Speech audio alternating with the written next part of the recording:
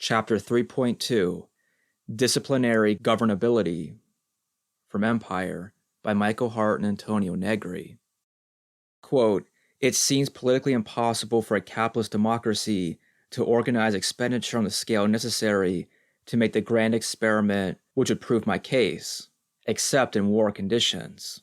End quote from John Maynard Keynes, July 29, 1940. Quote, "The old imperialism, exploitation for foreign profit, has no place in our plans." End quote from President Harry S. Truman, January 20th, 1949. The first major wave of Marxist theoretical analyses of imperialism was clustered around the period of World War I. This period, too, was the beginning of some profound changes in the world capitalist system. Coming out of the Soviet Revolution of 1917, in the first great inter-imperialist war, capitalist development, it was clear, could not proceed as before. There was, as we said, a clear choice: either world communist revolution or the transformation of capitalist imperialism toward empire. Capital had to respond to this challenge, but conditions throughout the world were not very favorable.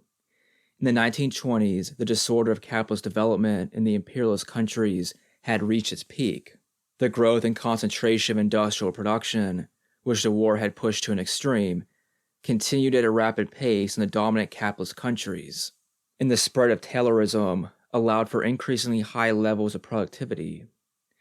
This rational organization of labor, however, did not lead to the rational organization of markets, but instead only increased their anarchy. Wage regimes in the dominant countries became ever stronger and more rigid along the Fordist model.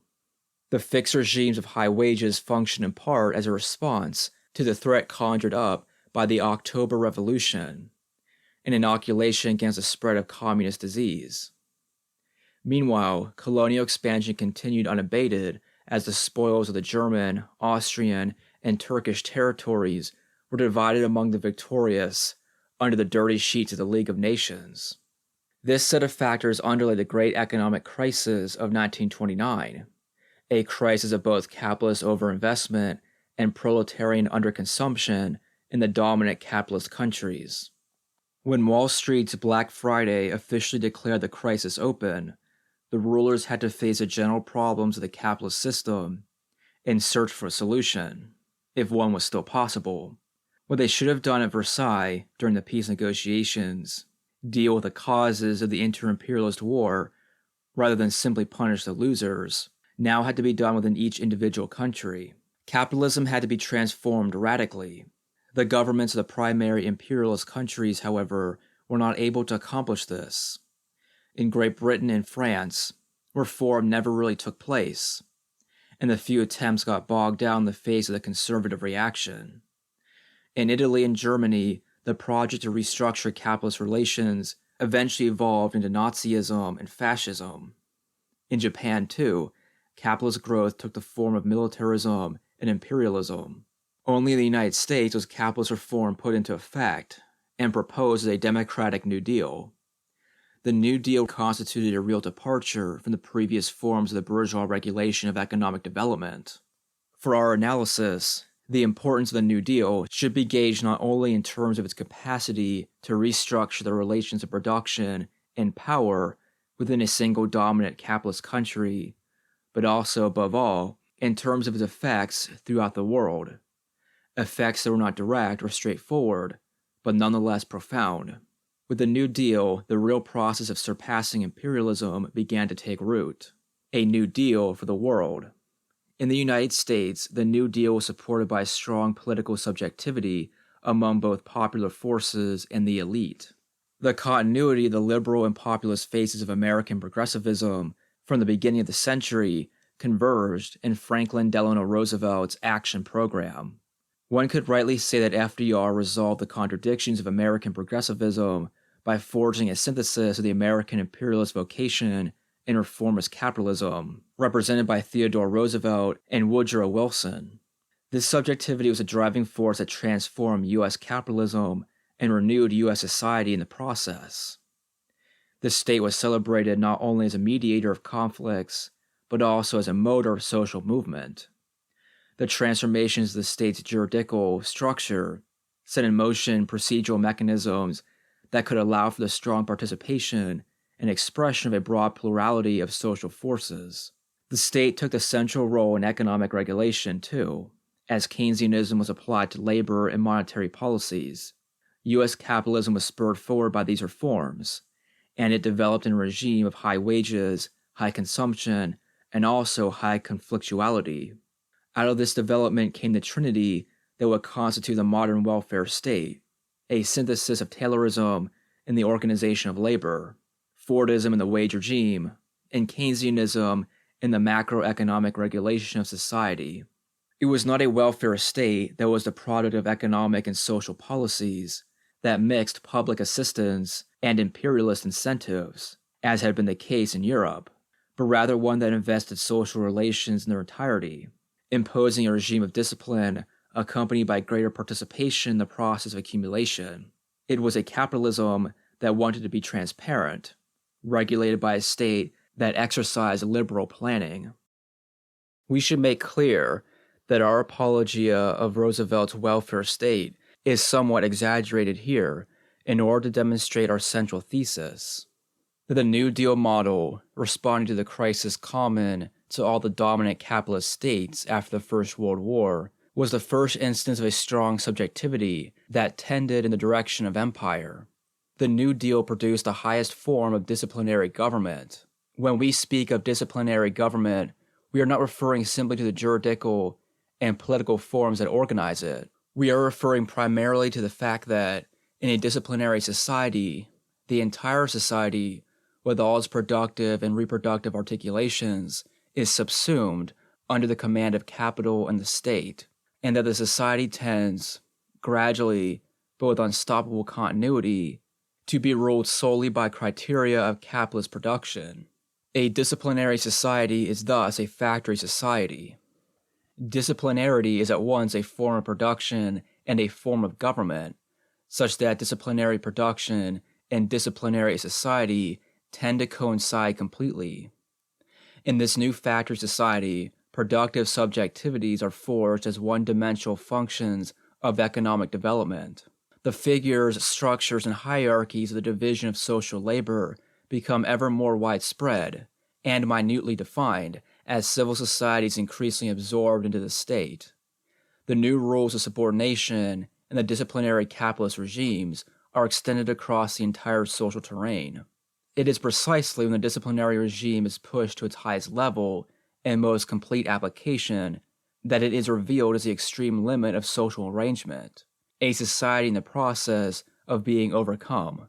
This is certainly due in large part to the motor behind the process, the subjective dynamics of resistance and revolt, which we will return to in the next section. The New Deal model, then, was first of all a development proper to U.S. politics, a response to the domestic economic crisis, but it also became a flag that the U.S. Army raised throughout the course of the Second World War. Several explanations were given for why the United States entered the war. Roosevelt always claimed to have been dragged in unwillingly by the dynamics of international politics. Keynes and the economists thought instead that the needs of the New Deal, confronted as it was in 1937 by a new type of crisis, challenged by the political pressure of workers' demands, had obliged the U.S. government to choose the path of war. Facing an international struggle for the new repartition of the world market, the United States could not avoid the war, in particular because with the New Deal, the U.S. economy had entered into another expansive phase. In either case, the U.S. entry into World War II tied the New Deal indissolubly to the crisis of European imperialisms and projected the New Deal on the scene of world government as an alternative successor model. From that point on, the effects of the New Deal reforms would be felt over the entire global terrain. In the aftermath of the war, many viewed the New Deal model as the only path to global recovery, under the Pacific powers of U.S. hegemony. As one U.S. commentator wrote, quote, "Only a New Deal for the world, more far-reaching and consistent than our faltering New Deal, could prevent the coming of World War III." End quote. The economic reconstruction projects launched after the Second World War did in fact impose on all the dominant capitalist countries, both the victorious allies and the defeated powers, adhesion to the expansive model of disciplinary society according to the model constructed by the New Deal. The previous European and Japanese forms of state-based public assistance and the development of the corporativist state, in both its liberal and national socialist forms, were thus substantially transformed. The social state was born, or really, the global disciplinary state, which took into account more widely and more deeply the life cycles of populations, ordering their production and reproduction within a scheme of collective bargaining fixed by a stable monetary regime. With the extension of U.S. hegemony, the dollar became king. The initiative of the dollar through the Marshall Plan in Europe and the economic reconstruction in Japan was the ineluctable path of post-war reconstruction. The establishment of the dollar's hegemony through the Bretton Woods Accords was tied to the stability of all the standards of value, and U.S. military power determined the ultimate exercise of sovereignty with respect to each of the dominant and subordinate capitalist countries. All the way up to the 1960s, this model was expanded and perfected. It was the golden age of the New Deal reform of capitalism on the world stage. Decolonization, decentering, and discipline. As a result of the project of economic and social reform under U.S. hegemony, the imperialist politics of the dominant capitalist countries was transformed in the post-war period. The new global scene was defined and organized primarily around three mechanisms or apparatuses. 1. The process of decolonization that gradually recomposed the world market along hierarchical lines branching out from the United States. 2. The gradual decentralization of production. And 3. The construction of a framework of international relations that spread across the globe the disciplinary productive regime and disciplinary society in its successive evolutions. Each of these aspects constitutes a step in the evolution from imperialism toward empire. Decolonization, the first mechanism, was certainly a bitter and ferocious process. We have already dealt with it briefly in section 2.3, and we have seen its convulsive movements from the point of view of the colonized in struggle. Here we must historicize the process from the standpoint of the dominant powers. The colonial territories of defeated Germany, Italy, and Japan, of course, were completely dissolved or absorbed by the other powers. By this time, however, the colonial projects of the victors, too, Britain, France, Belgium, and Holland, had come to a standstill. In addition to facing growing liberation movements in the colonies, they also found themselves stymied by the bipolar divide between the United States and the Soviet Union. The decolonization movements, too, were seized immediately in the jaws of this Cold War vice, and the movements that had been focused on their independence were forced to negotiate between the two camps. What Truman said in 1947 during the Greek crisis remained true for the decolonizing and post-colonial forces throughout the Cold War. Quote, "At the present moment in world history, nearly every nation must choose between alternative ways of life." End quote. The linear trajectory of decolonization was thus interrupted by the necessity of selecting a global adversary and lining up behind one of the two models of international order. The United States, which was by and large favorable to decolonization, was forced by the necessities of the Cold War and the defeat of the old imperialisms to assume the primary role as international guardian of capitalism and hence ambiguous heir of the old colonizers. From both the side of the anti-colonial subjects and the side of the United States, decolonization was thus distorted and diverted. The United States inherited a global order, but one whose forms of rule conflicted with its own constitutional project, its imperial form of sovereignty. The Vietnam War was the final episode of the United States' ambiguous inheritance of the old imperialist mantle, and it ran the risk of blocking any possible opening of an imperial new frontier. The phase was the final obstacle to the maturation of the new imperial design, which would eventually be built on the ashes of the old imperialisms. Little by little, after the Vietnam War, the new world market was organized, a world market that destroyed the fixed boundaries and hierarchical procedures of European imperialisms. In other words, the completion of the decolonization process signaled the point of arrival of a new world hierarchization of the relations of domination, and the keys are firmly in the hands of the United States. The bitter and ferocious history of the first period of decolonization opened onto a second phase, in which the Army of Command wielded its power less through military hardware and more through the dollar. This was an enormous step forward toward the construction of empire. The second mechanism is defined by a process of decentering the sites and flows of production. Here, as in decolonization, two phases divide the post-war period. A first, neo-colonial phase involved the continuity of the old hierarchical imperialist procedures and the maintenance, if not deepening, of the mechanisms of unequal exchange between subordinated regions and dominant nation-states. This first period, however, was a brief transitional phase, and, in effect, in the arc of 20 years, the scene changed radically. By the end of the 1970s, or really by the end of the Vietnam War, transnational corporations began to establish their activities firmly across the globe, in every corner of the planet. The transnationals became the fundamental motor of the economic and political transformation of the post-colonial countries and subordinated regions. In the first place, they served to transfer the technology that was essential for constructing the new productive axis of the subordinate countries. Second, they mobilized the labor force and local productive capacities in these countries.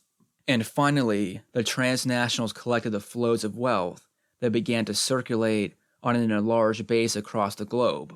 These multiple flows began to converge essentially toward the United States, which guaranteed and coordinated, when it did not directly command, the movement and operation of the transnationals.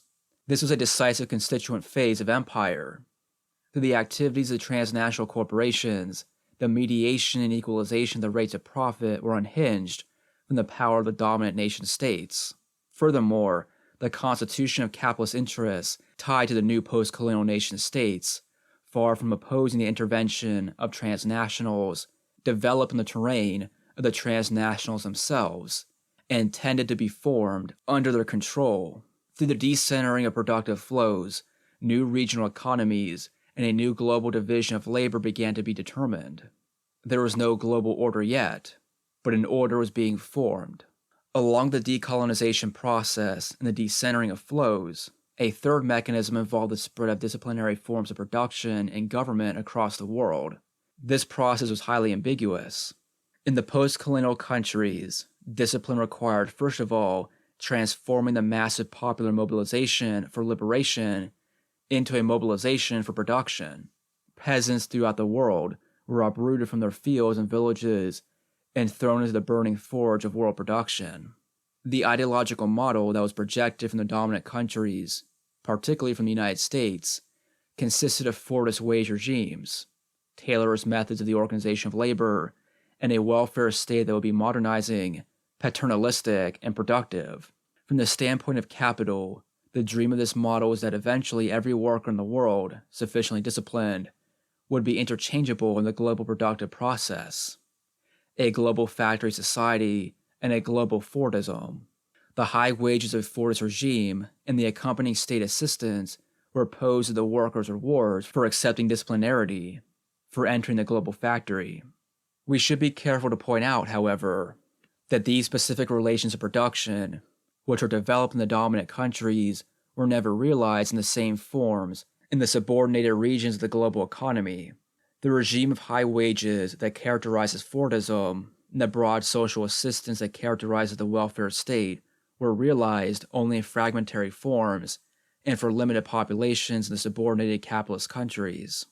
All this, however, did not really have to be realized. Its promise served rather as the ideological carrot to ensure sufficient consensus for the modernizing project. The real substance of the effort, the real takeoff toward modernity, which was in fact achieved, was the spread of the disciplinary regime throughout the social spheres of production and reproduction. The leaders of the socialist states agreed in substance on this disciplinary project. Lenin's renowned enthusiasm for Taylorism was later outdone by Mao's modernization projects. The official socialist recipe for decolonization also followed the essential logic dictated by the capitalist transnationals and the international agencies. Each post-colonial government had to create a labor force adequate to the disciplinary regime.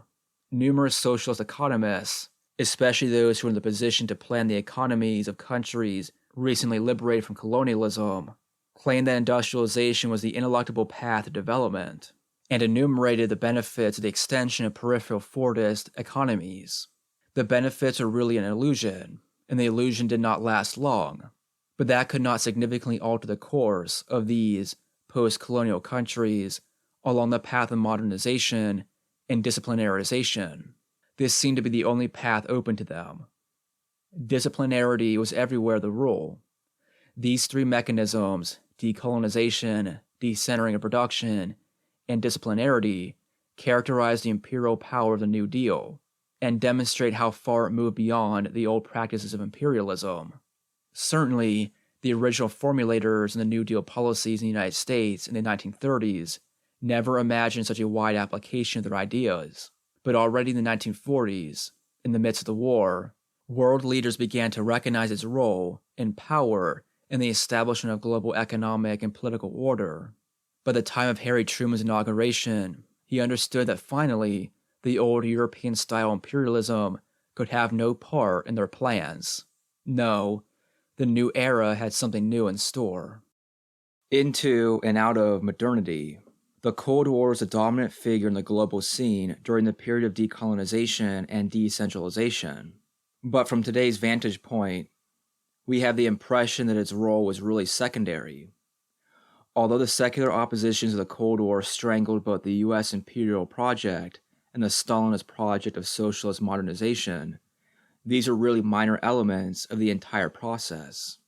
The truly important element, whose significance goes well beyond the history of the Cold War, was the gigantic post-colonial transformation of the Third World under the guise of modernization and development. In the final analysis, that project was relatively independent of the dynamics and constraints of the Cold War, and one could almost claim, post factum, that in the Third World, the competition between the two world power blocs merely accelerated the process of liberation. It is certainly true that the Third World elites, who led the anti-colonial and anti-imperialist struggles during this period, were ideologically tied to one or the other side of the Cold War divide. And in both cases, they defined the mass project of liberation in terms of modernization and development.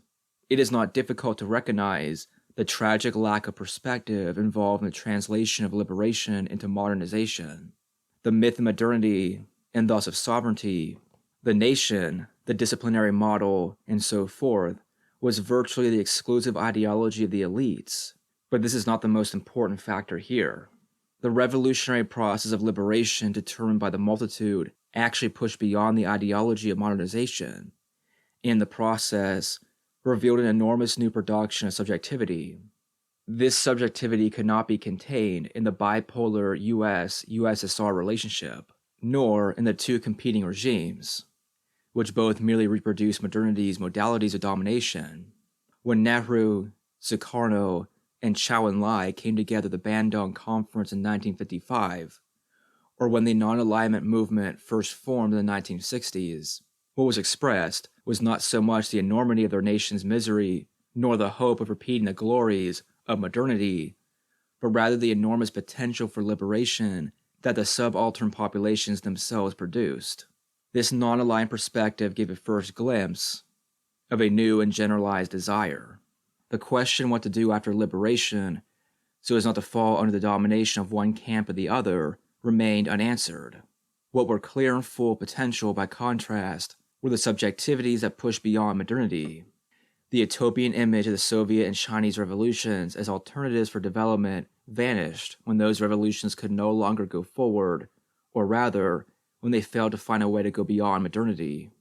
The U.S. model of development appeared equally closed, since throughout the post-war period, the United States presented itself more as the police force of the old imperialisms than the agent of a new hope. The struggle of subaltern populations for their liberation remained an explosive and uncontainable mixture.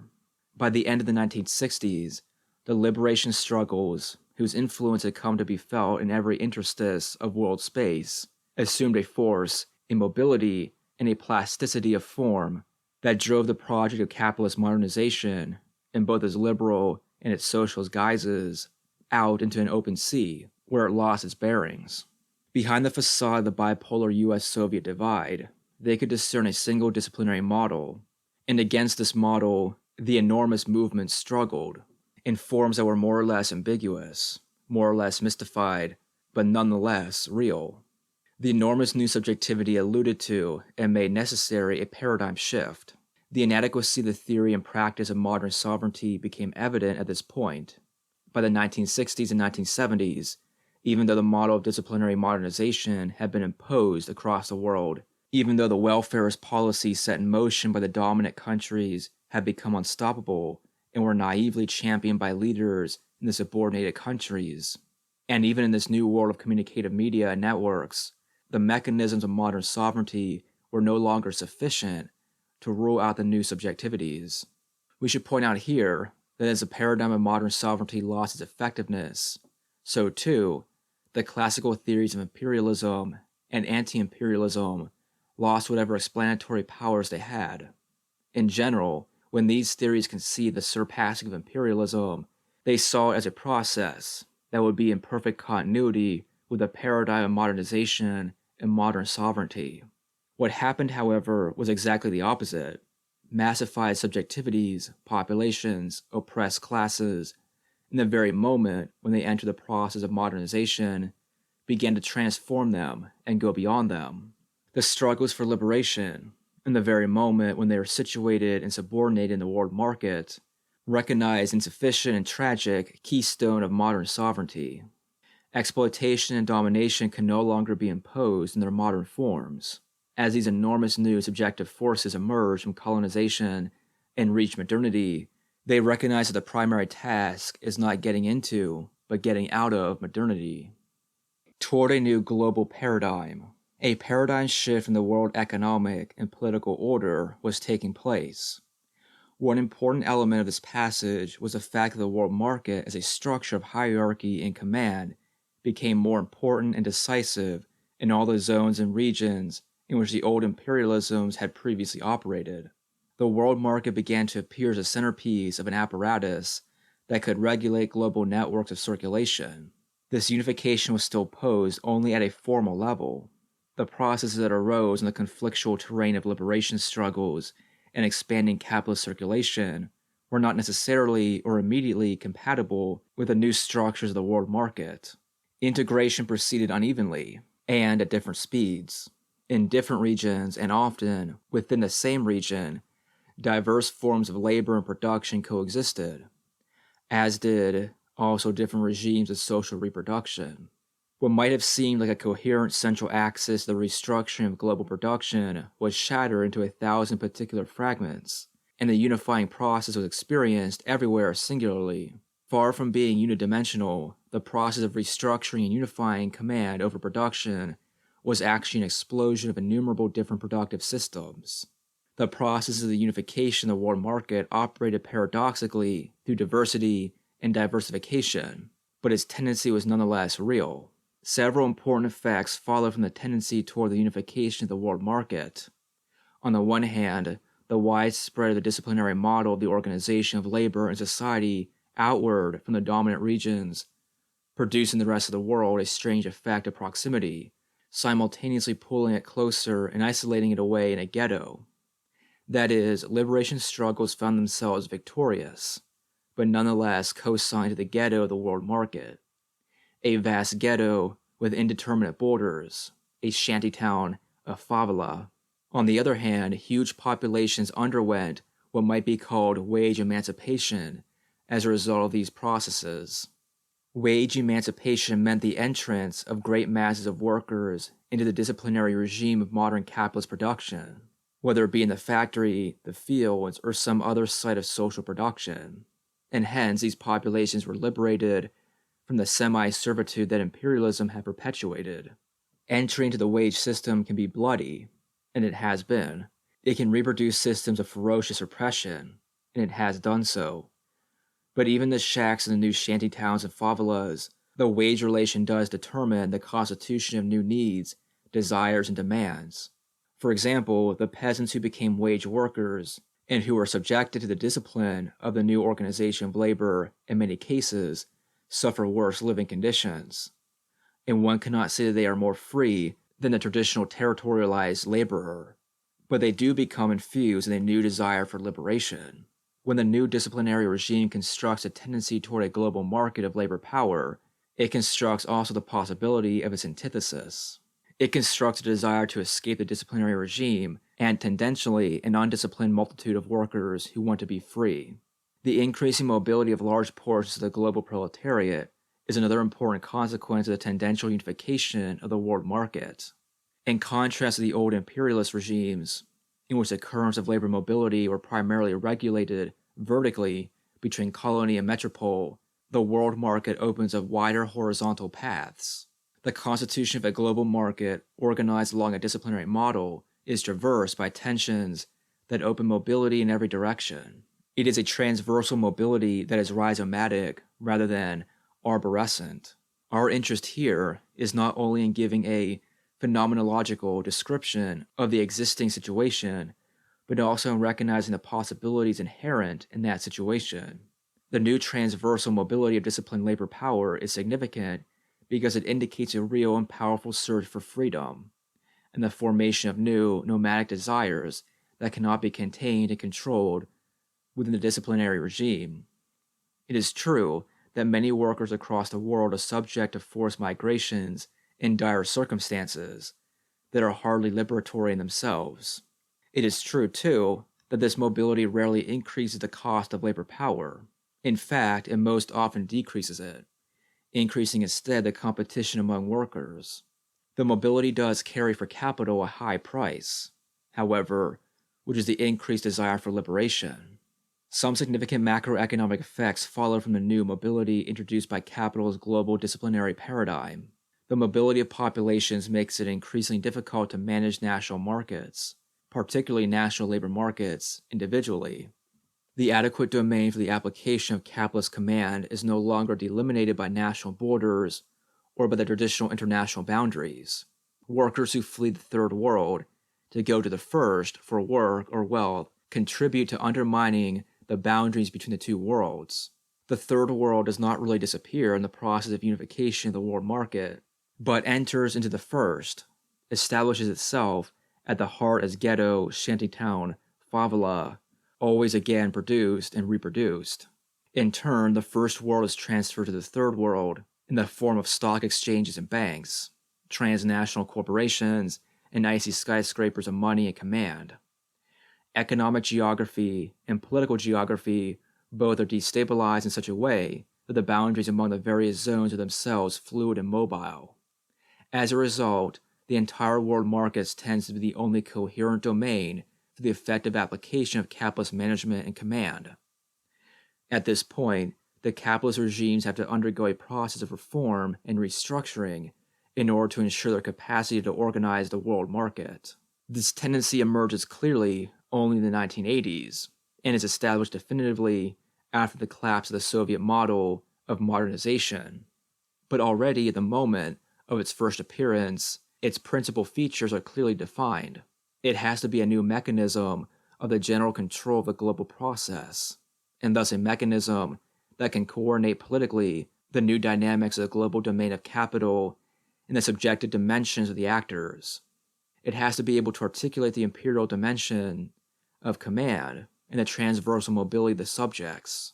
We will see in the next section how this process was realized historically, and thus it will begin to address directly the processes of the constitution of a global apparatus of government. Real subsumption and the world market. Before we move on, the expository development of our study demands that we look more closely at the relationship between this tendency toward the realization of the world market and the paradigm of disciplinary production and government.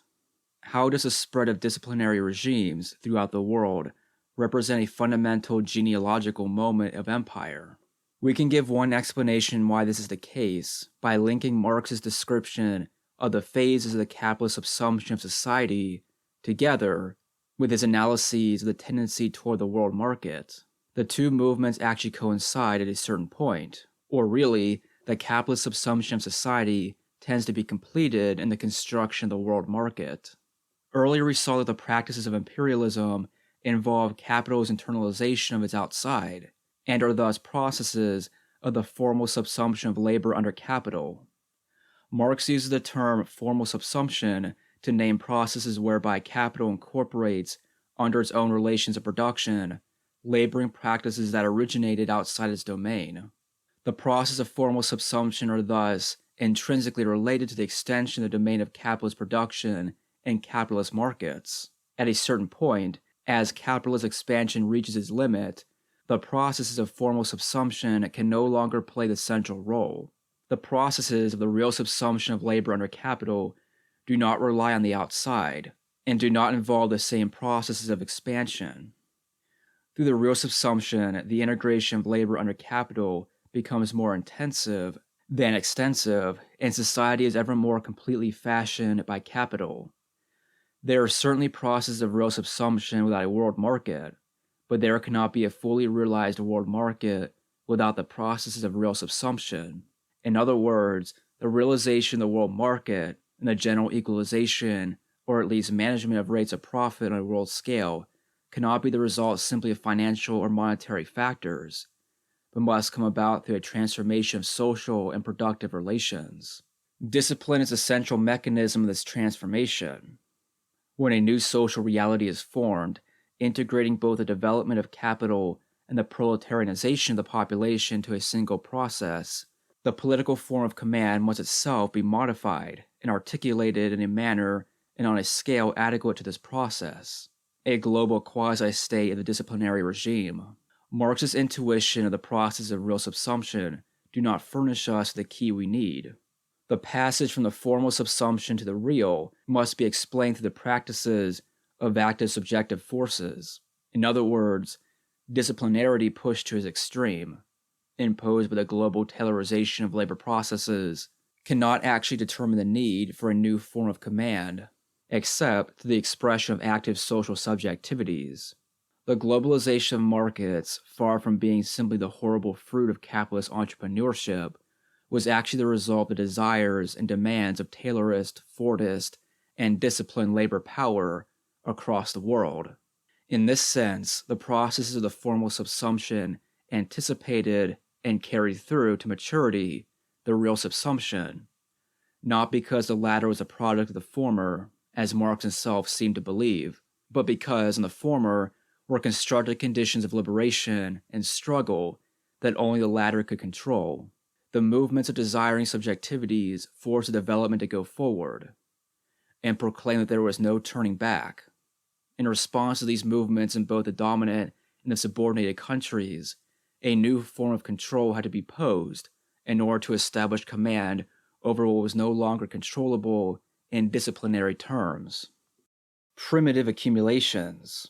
Just when the proletariat seems to be disappearing from the world stage, the proletariat is becoming the universal figure of labor. This claim is not actually as paradoxical as it may seem. What has disappeared is the hegemonic position of the industrial working class, which has not disappeared, or even declined in numbers. It has merely lost its hegemonic position and shifted geographically. We understand the concept proletariat, however, to refer not just to the industrial working class, but to all those who are subordinated to, exploited by, and produced under the role of capital. From this perspective, then, as capital ever more globalizes its relations of production, all forms of labor tend to be proletarianized. In each society, across the entire world, the proletariat is the ever more general figure of social labor. Marx described the process of proletarianization in terms of primitive accumulation, the prior or previous accumulation necessary before capitalist production and reproduction can begin to take place. What is necessary is not merely an accumulation of wealth or property, but a social accumulation, the creation of capitalists and proletarians.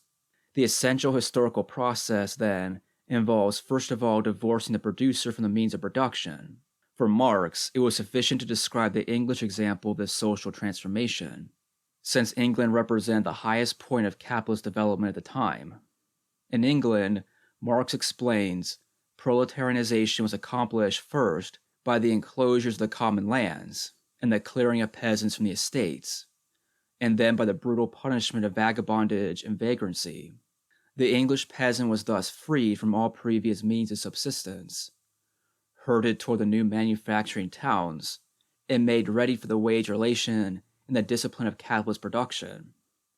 The central motive for the creation of capitalists, by contrast, came from outside England, from commerce, or really from conquest, the slave trade and the colonial system. The treasures captured outside Europe by undisguised looting, enslavement, and murder, Marx writes, flowed back to the mother country and were turned into capital there. The enormous influx of wealth overflowed the capacities of the old feudal relations of production. English capitalists sprang up to embody the new regime of command that could exploit this new wealth. It would be a mistake, however, to take the English experience of becoming proletarian and becoming capitalist as representative of all the others. Over the last 300 years, as capitalist relations of production and reproduction have spread across the world, although primitive accumulation has always involved separating the producer from the means of production, and thereby creating classes of proletarians and capitalists, each process of social transformation has, nonetheless, been unique. In each case, the social and productive relations that pre-existed were different, the processes of the transition were different, and even the form of the resulting capitalist relations of production, and especially those of reproduction, were different, in line with specific cultural and historical differences. Despite these important differences, it is still useful to group the modern processes of primitive accumulation under two general models that highlight the relationship between wealth and command, and between inside and outside. In all cases, the primitive accumulation of capital requires a new combination of wealth and command. What is distinctive about the first model, which Marx described for England, and which applies generally to Europe as a whole, is that the new wealth for primitive accumulation of capital comes from the outside, from the colonial territories, and the command arises internally, through the evolution of English and European relations of production. According to the second model, which characterizes most of the modern processes of primitive accumulation outside Europe, the terms are reversed, such that new wealth arises from within, and command comes from the outside, usually European capital. This inversion of wealth and command, and inside-outside, in the two models leads to a whole series of differences in the economic, political, and social formations of capital across the world. Many of these differences deriving from the two models were described adequately by theorists of underdevelopment in terms of central and peripheral capitalist formations. As we pass from modernity to postmodernity, the processes of primitive accumulation do indeed continue. Primitive accumulation is not a process that happens once and then is done with. Rather, capitalist relations of production and social classes have to be reproduced continually. What has changed is the model or mode of primitive accumulation. First of all, the play between inside and outside that distinguishes the two modern models has progressively declined. More important, the nature of the labor and wealth accumulated is changing. In postmodernity, the social wealth accumulated is increasingly immaterial. It involves social relations, communication systems, information, and affective networks. Correspondingly, social labor is increasingly more immaterial. It simultaneously produces and reproduces directly all aspects of social life. As a proletariat is becoming the univocal figure of labor, the objective of proletarian labor is becoming equally universal. Social labor produces life itself. We should emphasize the central role that informational accumulation plays in the process of postmodern primitive accumulation, and the ever greater socialization of production. As a new informational economy emerges, a certain accumulation of information is necessary before capitalist production can take place. Information carries through its networks both the wealth and the command of production, disrupting previous conceptions of inside and outside, but also reducing the temporal progression that had previously defined primitive accumulation. In other words, informational accumulation, like the primitive accumulation Marx analyzed, destroys, or at least destructures, the previously existing productive processes. But, differently than Marx's primitive accumulation, it immediately integrates those productive processes in its own networks, and generates across the different realms of production the highest levels of productivity. The temporal sequence of development is thus reduced to immediacy, as the entire society tends to be integrated in some way into the networks of informational production. Information networks tend towards something like a simultaneity of social production. The revolution of informational accumulation therefore requires an enormous leap forward in the great socialization of production. This increased socialization, along with the reduction of social space and temporality, is a process that no doubt benefits capital with increased productivity, but is one also that points beyond the era of capital toward a new social mode of production.